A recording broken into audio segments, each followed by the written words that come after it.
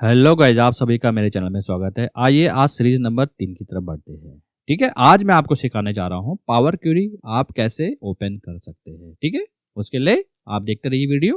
ठीक है, आपको डेटा टैब पे क्लिक करना है। ठीक है, अभी मैं ऑफिस 365 यूज करता हूँ, इसीलिए मैं डेटा टैब में जा रहा हूँ। आपको पावर क्वेरी पे जाना है। करेक्ट है, किस पे जाना है? Power query. करेक्ट है। अब पावर क्वेरी को कैसे इनेबल करना है, कैसे इंस्टॉल करना है, ठीक है, अगर आपने वो वाला वीडियो वॉच नहीं किया तो वीडियो को आप पॉज कीजिएगा, वो वाला वीडियो आप देख सकते हैं। करेक्ट। मैं जाता हूँ डेटा टैब में, गेट डेटा।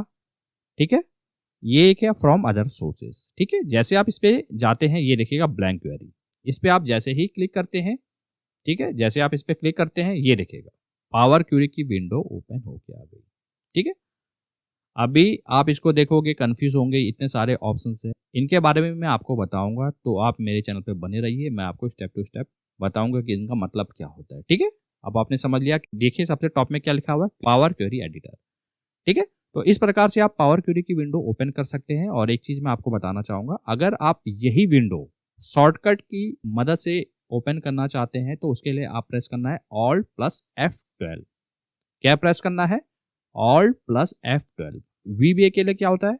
Alt + F11। ठीक है, और पावर क्वेरी के लिए क्या होता है? Alt + F12। प्रेस करता हूं मैं Alt + F12।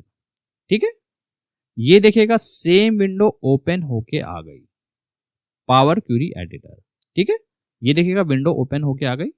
इसमें आप कैसे काम करना है, मेरे चैनल के साथ बने रहिए, आपको मैं बताऊंगा कि कैसे हम इसमें डेटा के साथ काम कर सकते हैं। ठीक है, अगर आपने वीडियो यहां तक देख लिया है तो वीडियो को जरूर लाइक कीजिएगा, इससे हमें काफी मोटिवेशन मिलता है। मिलते चल नेक्स्ट वीडियो में।